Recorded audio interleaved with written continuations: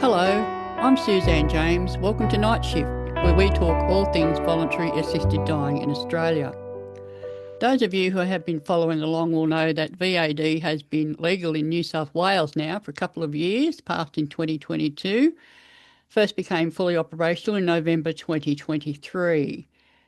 In order to be eligible, you must be over 18 and applying voluntarily, diagnosed with a terminal illness, have 6 to 12 months to live depending on diagnosis, be assessed as having full decision-making capacity, and pass multiple eligibility assessments, including by at least 2 doctors. Once a person gets through all that and decides to go ahead with their VAD application, and have to stress that at any stage, including right up to the very last moment, anyone who has applied and been approved for VAD can refuse to go through with it at any stage. No part of it is compulsory. So there is certain documentation towards the end that the legislation requires is independently witnessed by 2 independent witnesses, which is where today's guest comes in. We'll be talking today with Fiona Jackson, who is the Voluntary Assisted Dying Volunteer Witness Program Coordinator for Dying with Dignity New South Wales and my fellow board member. She joins us now from the Central Coast. Fiona, welcome. Thanks for inviting me, Suzanne. It's great to be part of the Night Shift series. And thanks for everything you do to be an advocate for VAD and for your ongoing campaigning nationally. You're a real powerhouse, and I'm really pleased to be working with you at Dying with Dignity. And interestingly, I've spent most of my career securing media for not-for-profits. So this is a first for me to be on the other side of the questions. Well, I'm glad to be the one to help you break the mold, Fiona. And thank you for your kind words. But there's been many people who have done much more than me over many more years. I'm such a Johnny come lately. It's great to be a part of something so important to people. So, talking about your witness program, obviously it's a critical legal component in a quite lengthy process. Talk us through, please, the specifics of what the New South Wales VAD law requires regarding independent witnesses, and what documentation is it for, and at what stage of the process does it occur, Fiona? Well, to be eligible for VAD, as you said earlier, you need to have 2 consulting physicians agree that you have a terminal illness and that your prognosis to death is 6 months, or 12 months for neurodegenerative diseases such as MND. In New South Wales, those 2 physicians can be your consulting physician, your specialist, and your GP. So in between these 2 appointments, the person who's applying for VAD needs to complete the written declaration that says they're entering into VAD willingly and not under duress, and that they understand the nature and the result of VAD. This declaration needs to be witnessed by 2 people who are not related to the person. Once they witness the declaration by the person applying for VAD, they too sign the paperwork, and the second and final medical appointment is made. So it's in that stage of the process between the 2 consulting physicians that the witnessing of the VAD declaration takes place.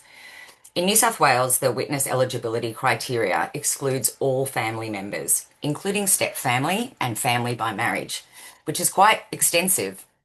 Some of the other states, such as Victoria and the ACT, have different criteria for eligible witnesses, but in New South Wales, our criteria is really tight. So you have to look outside your immediate family to be able to select some witnesses that can witness your VAD declaration.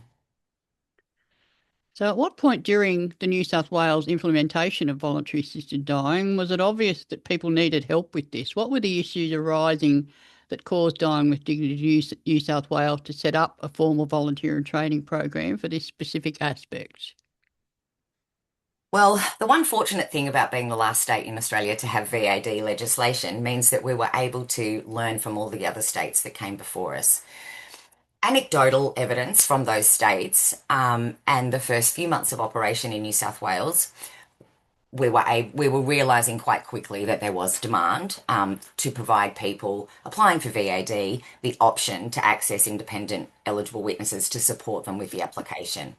So anecdotally, what we've heard a lot of the time from family and loved ones of people supporting their loved one through VAD is that the stigma, the privacy, The lack of awareness in society is still a major player in why people feel uncomfortable, or some people feel uncomfortable asking a neighbour, a friend, an ex-colleague to be a witness of their VAD application. As you can imagine, when your loved one is facing their end of life, there's loads of appointments and not a lot of control. It's a really difficult time for the person and their loved ones. And as I said earlier, VAD is still very new societally, and despite there being overwhelming community support for VAD, some people are still afraid of the stigma or would like to keep their decision private.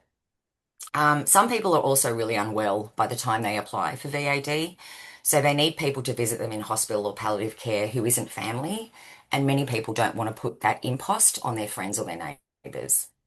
We knew we had an active supporter base and we knew who were willing to be volunteers, so we reached out to our supporter base to see who might be willing and able to be trained to become VAD witnesses in community. Since the program began in December 2023, we've received 445 requests for witnesses. The volunteer time or the impost on the volunteer is small and irregular, but the impact for someone at their end of life is significant, and it's a significant act of kindness. So it's obviously going to grow going forward as more and more people, not only in New South Wales but across the country, become aware that voluntary assisted dying is now legal just about everywhere. Your witnesses undergo quite an extensive training program, don't they? Talk us through what that training involves, Fiona, and how many trained witnesses you now have registered with your program. We've got an active volunteer database of 240 across New South Wales. We have different amounts in every LHD based on the demand, but we have trained those witnesses in person in small groups of up to 15 at a variety of the LHDs. The role of the witness, it's not complicated, but it is really specific, and it's really important to get it right so that the form for the person is completed accurately and can be processed as quickly as possible. The training focuses on using sample documentation so that we talk people through the actual process. How we do that is by confirming the identity of the person, and then we make sure that they understand what the VAD declaration is. We get them to read that declaration out loud, and then we confirm that they're entering into it voluntarily. So the training isn't overly extensive, but it's in person, and we do a lot of role play and scenarios. It gives both of us, I suppose, the opportunity to see what's required. After each witnessing, I check in with witnesses via telephone, and that gives them the chance to download or to ask questions, seek advice, or give feedback. And a lot of the time, some of that training is on the go. Whenever I get some really good questions, though, from witnesses, I write them down and make sure that I can share that kind of information with the broader group. Most witness appointments are really straightforward. However, there are scenarios, such as when a translator might be required, or there's a proxy for the person applying for VAD if they are unable to physically sign the declaration themselves. Whilst they are unlikely scenarios, they do happen, and we are seeing more of them as the program is implementing across New South Wales. I guess we do our best to share feedback and provide opportunity for feedback wherever possible from the LHDs and from the witnesses as well. And then we have quarterly online forums that include training and refresher trips, and we give the witnesses an opportunity to ask questions of one another, and also of myself, and we share learnings and experiences. So it's an ongoing process. I wouldn't call it extensive, but I'd say it's targeted and focused. I guess it's like VAD advocacy itself. It's the kind of work that may not be for everybody. Do you lose any from the program once they realise the nature of the situation people are in that they're going to be dealing with? Is there a particular type of person who may be most suitable for such a volunteer witness program? We don't have a specific criteria or a requirement at the moment, but a lot of our volunteers, I must say, have worked in health or aged care settings. A lot of them have cared for dying loved ones themselves, or faced their own mortality through a terminal illness or through an illness that's been debilitating, or a combination of all these things, I suppose. I remind our volunteers that we're human beings first and foremost, and that we're meeting people at the worst time of their life. So we lead every interaction with compassion, and that means to ourselves as well as to the people that we're interacting with. So we have had some people self-select out of the program, but it's been a really small number. And what we have found more of is where people, when they're going through a grief or a bereavement themselves, that they might like to pause and just take a few months off to take time to care for themselves. The best kind of witness, I guess, is somebody who has time to make the visits, sometimes with very little notice. They can respond quickly to requests for witnessing. They're calm, empathetic, and a whole heap of common sense. I kind of feel like common sense is an underrated value, but it's something that Yeah. we value. Yeah, that often gets lost in the noise, doesn't it, with all this legislative application and rules and regulations. I mean, there's somebody laying in the bed who's dying and they just want a friendly face that can help guide them through the process. Absolutely. And in terms of the volunteers, I've spent 25 years working in not-for-profits, and most of those organisations had volunteers.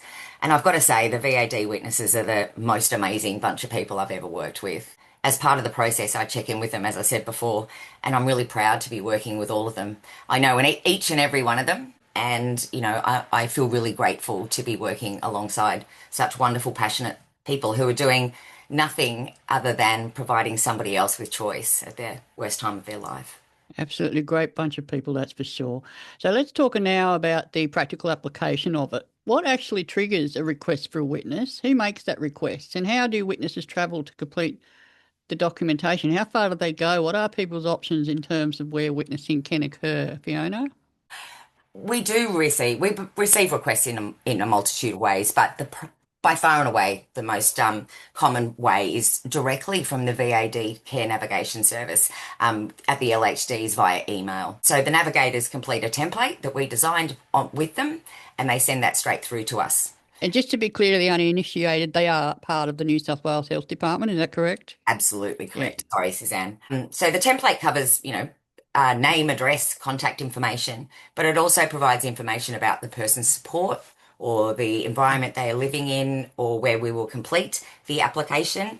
Any specific needs like translators or proxies or having somebody read the declaration aloud to the person if they're breathless or unable to speak confidently themselves. We recruit witnesses. Uh, we initially did a call out to our amazing volunteer and supporter database, which is where the majority of our volunteer witnesses have come from. In some LHDs, the witness will attend a clinical appointment. The witnesses will attend a clinical appointment alongside the VAD care navigator. So I'm given a specific date and a time. But in most cases and most LHDs, that's not the case. The witnesses attend the VAD declaration independently. So I receive the request through from the VAD team. I then go out to our database and see who might be available.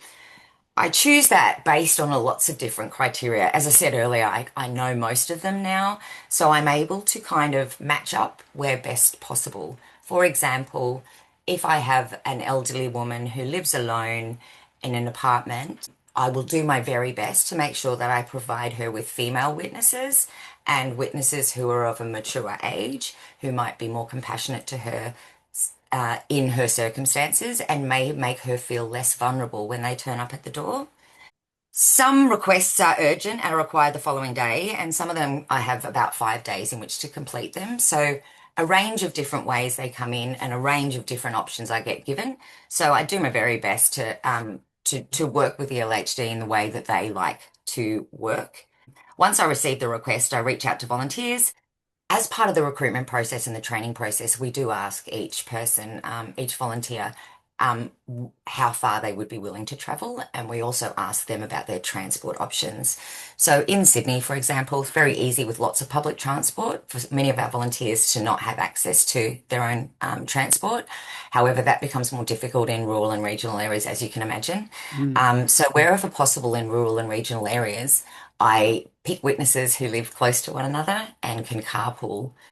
As I said, many of our volunteers are very generous and will drive up to 100 kilometres or an hour and a half. And I've got one volunteer that's happy to do 3 to 4 hours, and she lives out in the Hunter, New England, which is a really big LHD, as you know. Um, Yeah. Yeah, I know in South Australia they've also had to travel vast distances sometimes to get to request. And also my colleague Michael Keltenbauer, who operates up out of Townsville, he often attends witnesses up there and drives for long, long distances. We go to a range of different locations too. I guess that's important to say. So, some people we see them in hospital. Some people we might see them in a palliative care unit, a retirement village, their own home, an aged care facility, including those that obstruct VAD. And we've recently had some in motels and other temporary accommodations as well. That was actually my next question about people who are dying in religious-based institutions, whether they be aged care homes, hospital or hospice, institutions that aren't necessarily supportive or helpful when it comes to people applying for and obtaining their voluntary assisted dying. Noting, of course, that aged care facilities are federally regulated, but hospitals and hospices are often under state-based law. What are people's rights when they find themselves dying in one of those facilities? And give us your experience around how that's worked for people in different circumstances. In New South Wales, well, aged care facilities cannot block a resident from accessing VAD. They may choose not to participate in that access, but they must not obstruct. And they must allow external VAD practitioners to come into the facility to support that resident. They must also allow the resident to access VAD medication on site so that they can access and pass away in their own home on site. And that's a legal obligation under the Voluntary Assisted Dying Act 2022. And that's clarified in the New South Wales Health Private Entity Guidance as well.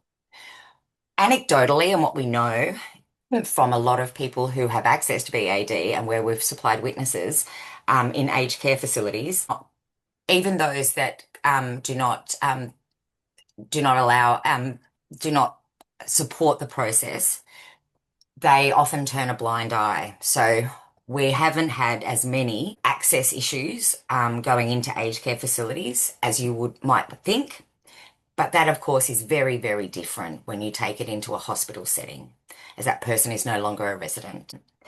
In terms of aged care facilities, there is an obligation for them to publicly share their position on VAD, but we know, and that was supported by that report, the report recently by Go Gentle that showed the Mm. consistency across aged care facilities nationally, what that means for people. And that's a huge issue and a huge challenge, I'm assuming, that's going on right now and will continue, is that many people were already living in facilities before the VAD legislation was in place. So they didn't have access to knowing whether or not the organisation, the facility they were moving into would allow them to access VAD.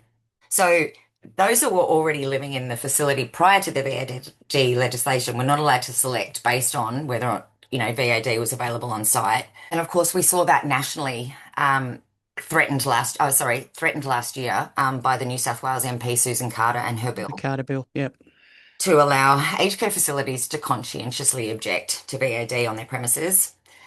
Fortunately, as you know, the bill was lost in the vote, but we came very close, which is why organisations like Dying with Dignity and Go Gentle need to continue to remain in place to fight and keep the legislation that we have in place. Now, just to be clear, in New South Wales, are facilities or are they not required if they do not wish to participate or have anything to do with a resident or patient having VAD? Is there a requirement for them to refer that person to the Care Navigator service or provide some other minimal information? No, no, Right. Okay. no. But it's very different in hospitals and hospices, such as palliative care, particularly those that are run by faith-based organisations. I've heard anecdotally that there have been times where witnesses have been asked to leave the facility.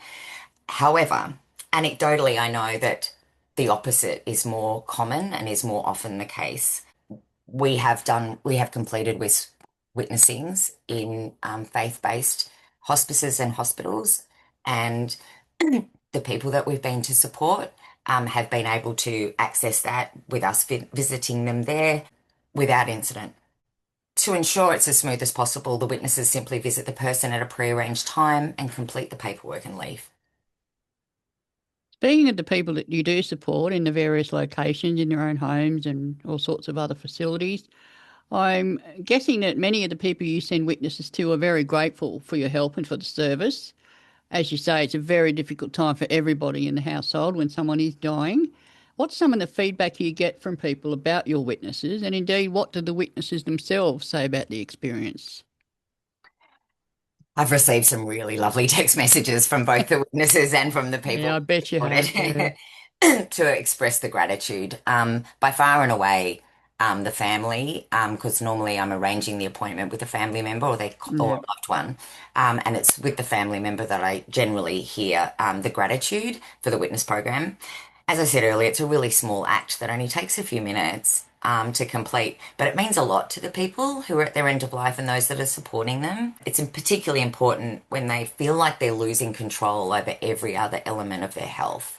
That this is one place where, VAD allows them to get that control back, and providing them access to witnesses means that we're smoothing that process for them.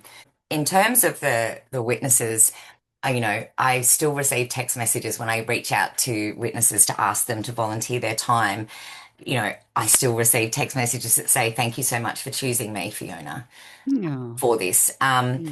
I've personally completed about 30 VAD declaration witnessings myself on the Central Coast, but I have done them in other ALHDs so that I can see how they're run in other LHDs, and I find it an absolute privilege to be part of someone's end of life journey. And I've got to say that that's probably the word privilege and choice and control are the words that I hear the most. So if people do want to know more about Mhm. anything we've discussed, what's the best way to contact Dying with Dignity or yourself, Fiona, for the various aspects? Always go to the website. We've got all of our contact details all over the website. However, I'd love to hear from you, and we do have an email address, info@dwdnewsouthwales.org.au, and that email will come through to us. Fantastic. Look, you do great work, and hats off to you and your witnesses, and also to David Piper, who I understand has been heavily involved, also our treasurer and our co-director on the board of Dying with Dignity New South Wales. Have to say, I love working under the leadership of Penny Hackett, only corporate lawyer I ever met that I really like. It's a wonderful bunch of people. So, Fiona Jackson, it's been an absolute pleasure. Thanks so much for joining us today on Night Shift. Thank you, Suzanne. You've been listening to Fiona Jackson, who is the coordinator for the New South Wales Dying with Dignity Volunteer Declaration Witness Program for Voluntary Assisted Dying, which has been legal in New South Wales since 2022, operational since 2023. Thank you for joining us.